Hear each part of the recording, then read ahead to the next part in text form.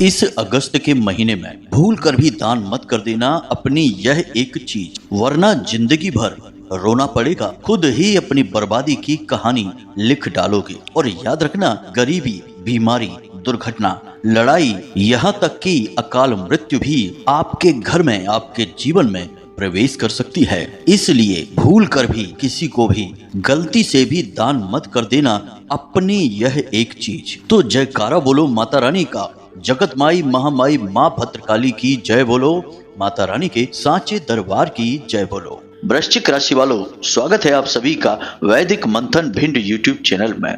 इस अगस्त के महीने में ग्रहों की कुछ ऐसी चाल बन रही है जो आपके जीवन में बहुत बड़े महापरिवर्तन लाने वाली है। लेकिन यदि आपने कुछ गलतियां कर दी तो आपके जीवन में भयंकर परेशानियां भी आ सकती हैं। आप लंबे समय तक दुख और तकलीफों में डूबे रह सकते हैं।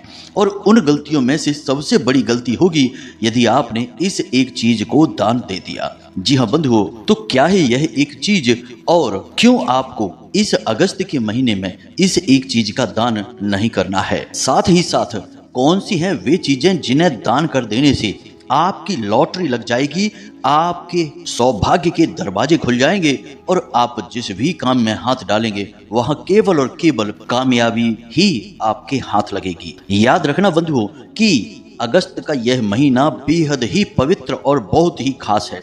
इस महीने में न केवल सावन का पवित्र महीना चल रहा है, बल्कि नाग पंचमी और श्री कृष्ण जन्माष्टमी जैसे बेहद पवित्र और भाग्य को बदल देने वाले त्योहार भी हैं। इन त्योहारों का आप कैसे लाभ उठाएंगे और अपने जीवन की हर एक दुख तकलीफ को कैसे समाप्त करेंगे, सारी बातें आपको पूरे विस्तार के साथ बताएंगे।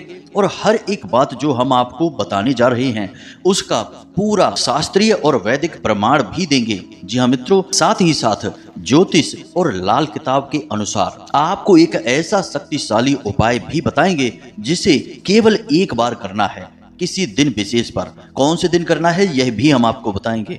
और जैसे ही आप उस उपाय को करेंगे, आप अगले ही दिन से उस उपाय की सकारात्मक शक्ति को खुद महसूस करेंगे और अपने जीवन को अपनी आंखों के सामने बदलते हुए देखेंगे। जी हाँ बंधुओं, जो बातें हम आपको बताने जा रहे हैं वे कोई साधारण बातें नहीं हैं। लोग हजारों लाखों रुपए लेकर ऐसी महत्वपूर्ण गुप्त जानकारी दूसरों को देते हैं, लेकिन हम जो भी जानकारी आपको दे रहे हैं उससे हम माता रानी की सेवा समझकर करते हैं। और आप लोगों के जीवन में जो महत्वपूर्ण बदलाव आते हैं, जो खुशियां आपको प्राप्त होती हैं, वही हमारा मूल्य है। जी हाँ बंधुओं, हमारा पुण्य का घड़ा भी भरता है और माता रानी के प्रति हमारी भक्ति भी मजबूत होती है। इसी के साथ साथ बंधुओं, हम नित्य पूजा पाठ और साधनाओं के माध्यम से अपने हर एक व्यूअर और सब्सक्राइबर के जीवन में माता रानी की कृपा और आशीर्वाद को भेजने की पूरी कोशिश करते हैं। तो कहने का मतलब यह है बंधुओं कि हम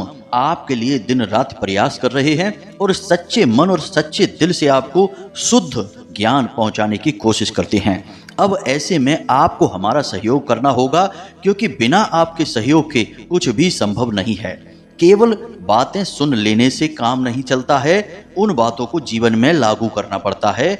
और बीच में ही वीडियो यदि आप छोड़कर चले जाते हैं तो आप सबसे बड़ी मूर्खता का कार्य करेंगे, क्योंकि हम एक तरफ तो आपके जीवन को बदलने का शक्तिशाली प्रयास कर रहे हैं, आपके जीवन को दिशा देने की कोशिश कर रहे हैं, और आप वीडियो बीच में ही छोड़ देंगे तो सब किए कराए पर पानी फिर जाएगा। यह बिल्कुल वैसा ही है कि लक्ष्मी मैया आपके तिलक करने के लिए दरवाजे पर आई हैं और आप मुंह धोने चले जाते हैं। जी हाँ बंधु, यह एक सामान्य सी कहावत है, लेकिन आपके इस व्यवहार पर पूरी तरह से फिट बैठती है।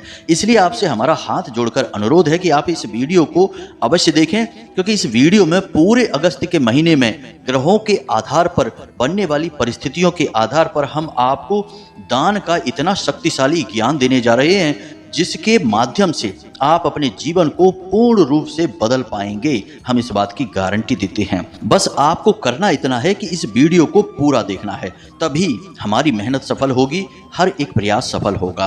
तो उम्मीद है कि आपको सारी बात समझ में आ गई होगी।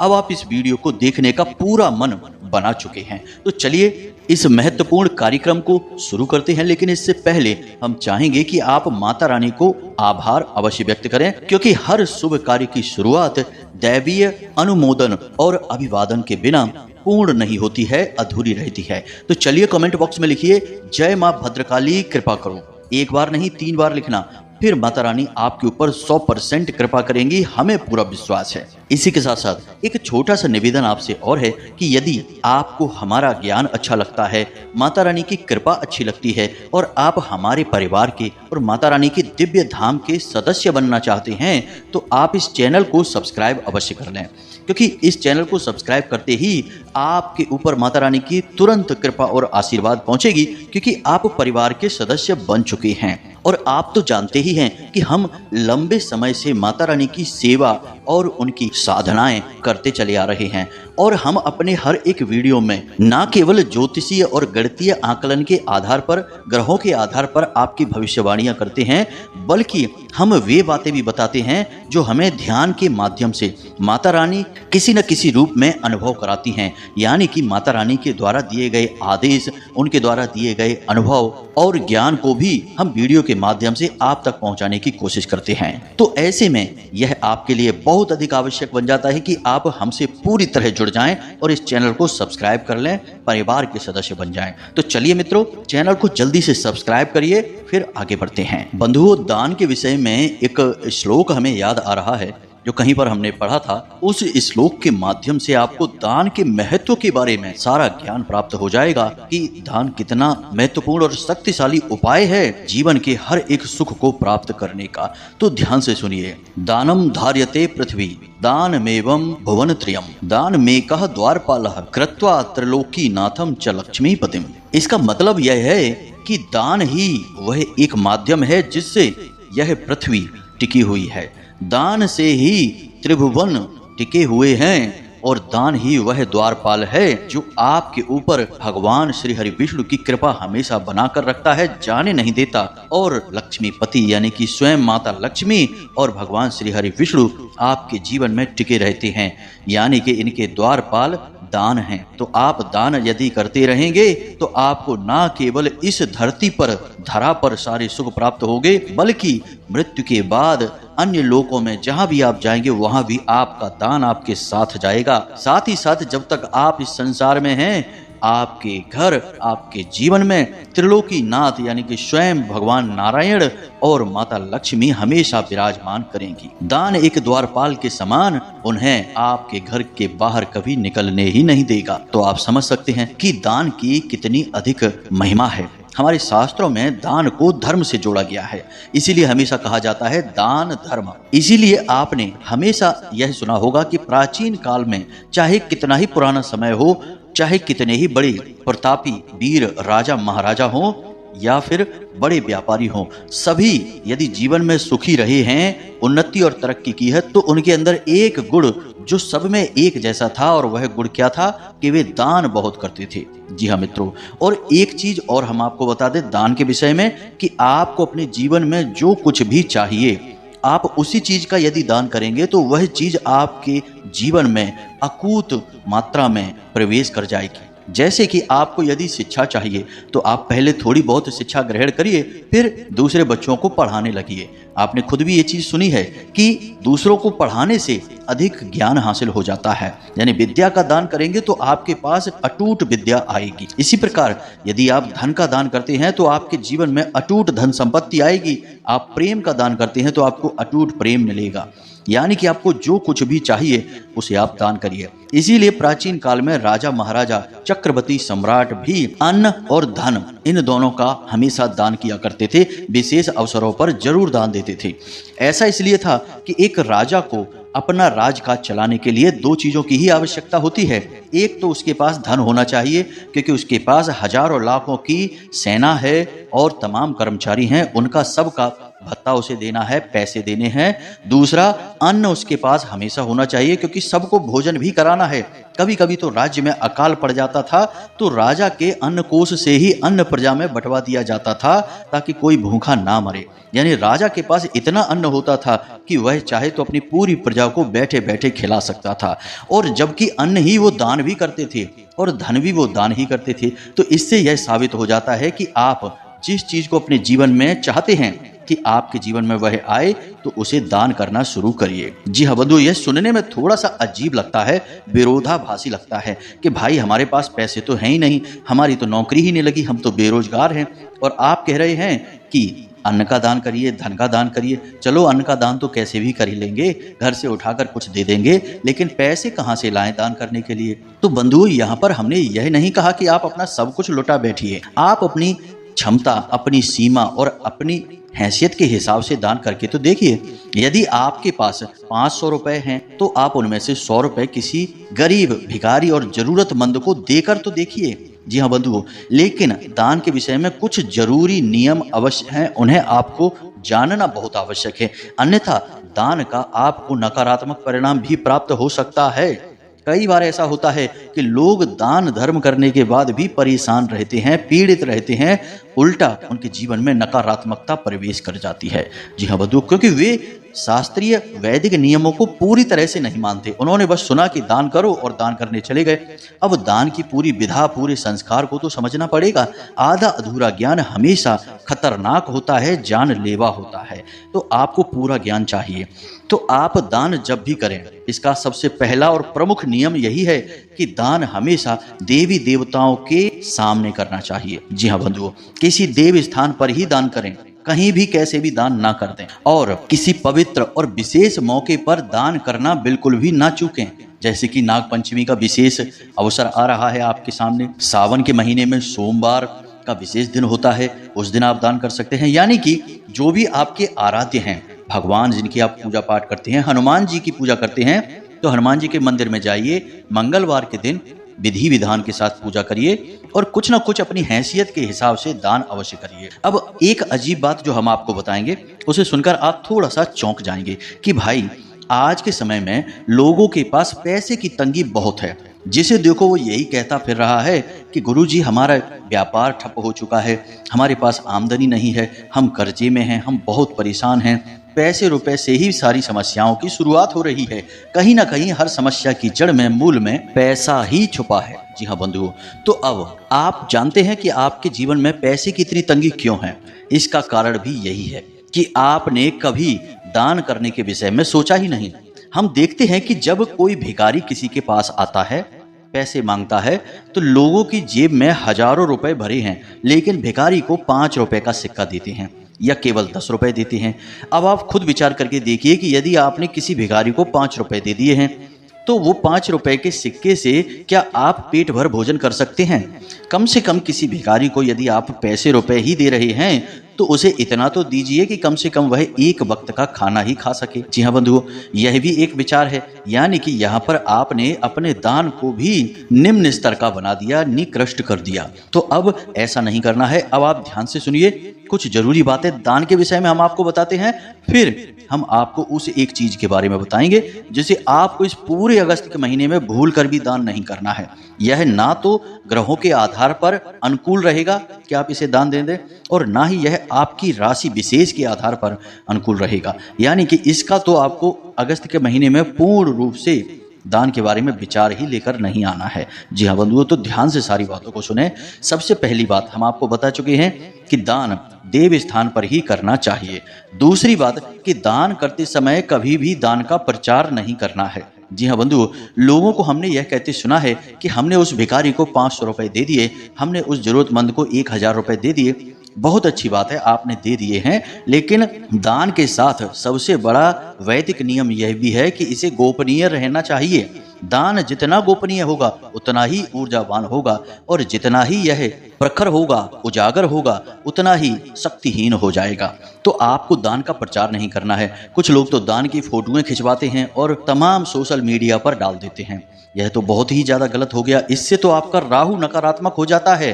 सोशल मीडिया का सीधा संबंध राहु से है, तो आप अपने राहु को भी निगेटिव कर लेते हैं और दान का आपको उल्टा फल मिलना शुरू हो जाता है। और तीसरा और सबसे महत्वपूर्ण कि दान उसी इंसान को करें जिसे सचमुच में उसकी आवश्यकता है। कुछ लोग ऐसे होते हैं जो थोड़ा सा ढोंग करके घूमते हैं और बाद में आपके द्वारा दिए गए दान का दुरुपयोग करने लगते हैं।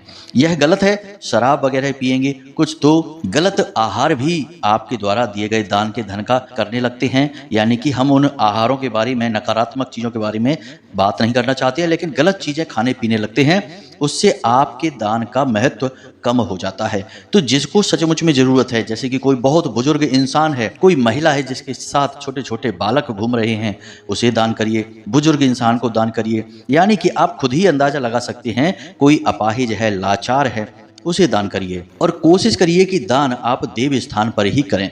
जी हाँ बंधुओं, हर जगह कहीं भी दान करने का कोई विशेष महत्व नहीं है। आपका पुण्य का घड़ा तो भर जाएगा, यानी आप पुण्य तो कमा लेंगे, लेकिन दान का सही लाभ आपको प्राप्त नहीं हो पाएगा। और एक और बड़ा नियम है, इसे भी आप ध्यान से सुने, कि जो आपके आराध्य हैं, जैसे कि आप भोले बाबा की पूजा करते हैं, उनके लिए आपके मन में भाव है, तो भोले बाबा का दिन है सोमवार का दिन।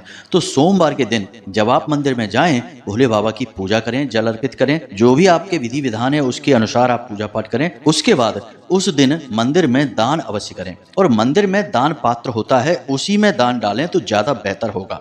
अब इसका कारण यह है कि दान पात्र में यदि आप पैसे डालते हैं तो उस दान पात्र में जो धन है उसका प्रयोग मंदिर में ही किसी न किसी कार्य में किया जाएगा।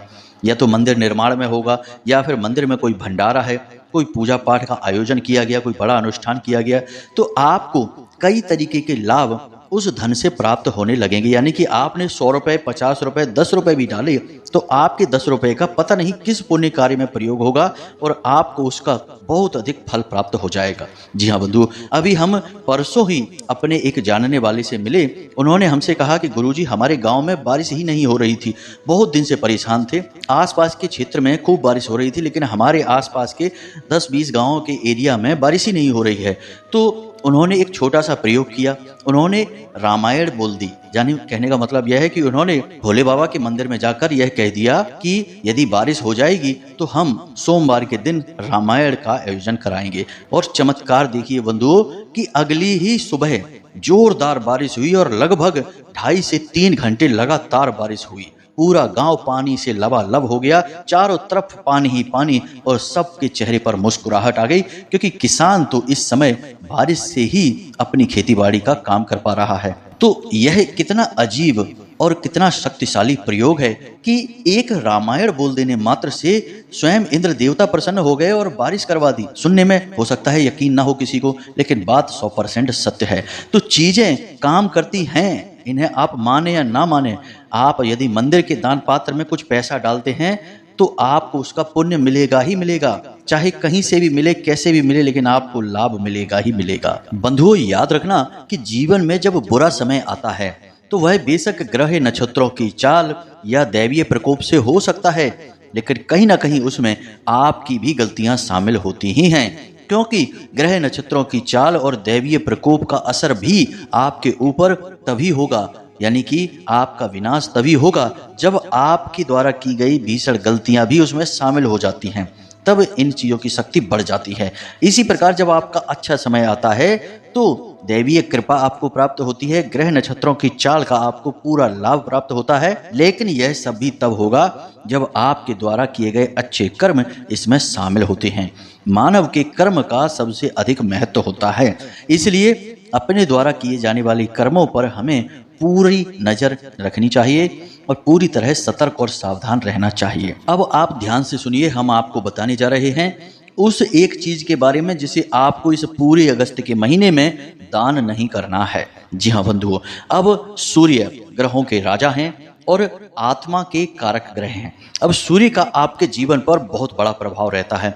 समाज में आपका मान सम्मान, घर परिवार में आपकी इज्जत, आपके मान सम्मान वर्चस्व के साथ साथ सरकारी कार्य और नौकरी करने वालों के लिए उच्च अधिकारियों के साथ उनके व्यक्तिगत संबंध, आपकी आमदनी और आपके काम धंधे व्यापार की बढ़त और आपका तेज दिमाग, सारी चीजें लगभग सूर्य से प्रभावित होती हैं।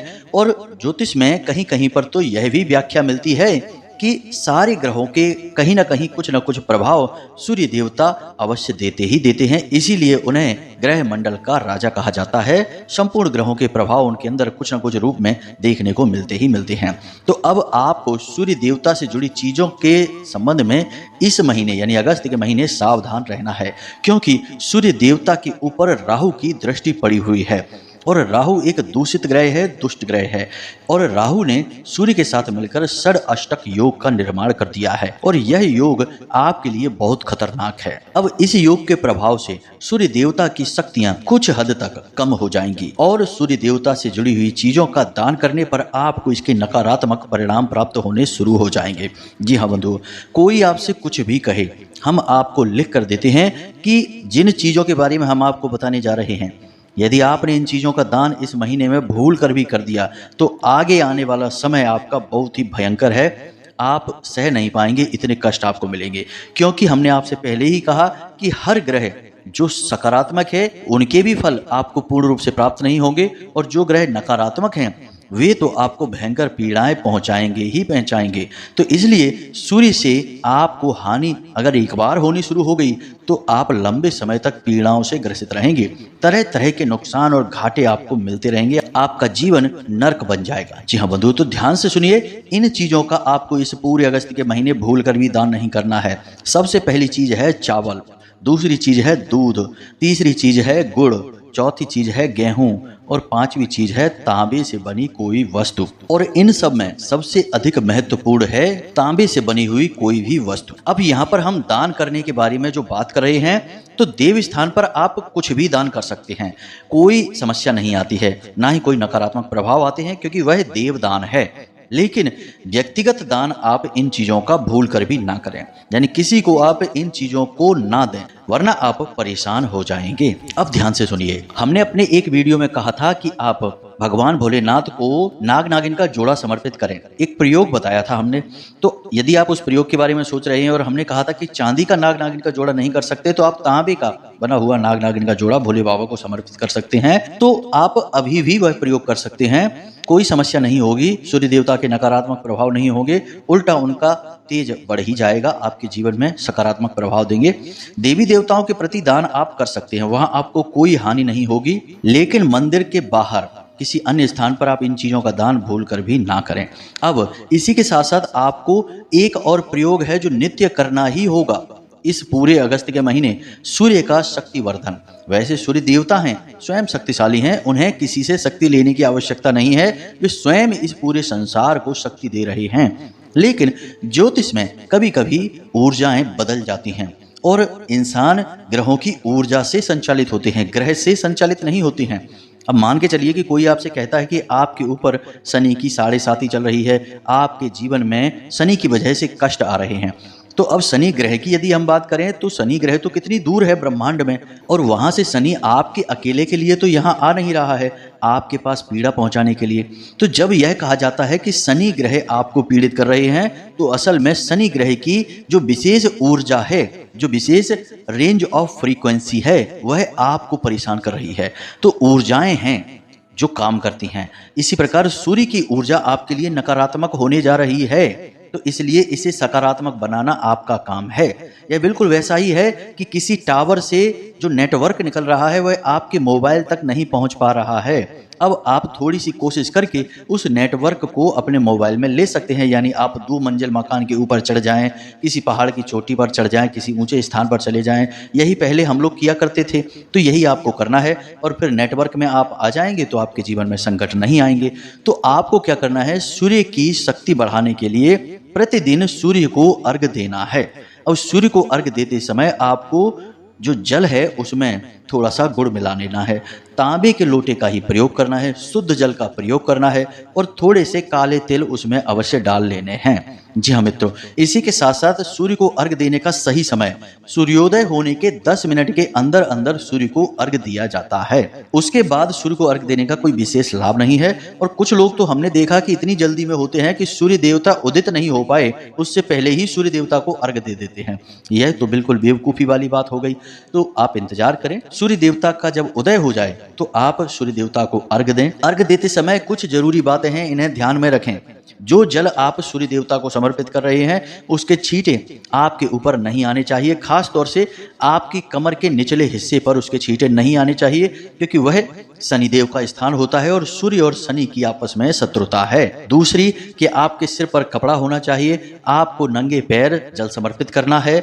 और सबसे महत्वपूर्ण बात कि आप जब सूर्य देवता को जल समर्पित करें तो नीचे कुछ बिछा लें, कोई चटाई वगैरह बिछा लें, उसके ऊपर खड़े होकर ही जल समर्पित करें। अब आप जल जो डाल रहे हैं वह आपके सिर के ऊपर लोटा उठाकर ही जल समर्पित करें और उस जल की धारा में से सूर्य देवता के दर्शन करने की कोशिश करें। नीचे एक गमला रख लें और उस गमले में जो पौधा है उसी के ऊपर वह जल गिरेगा, तो इससे आपके ऊपर छींटे नहीं आएंगे। यह पूरी विधि है सूर्य देवता को जल समर्पित करने की।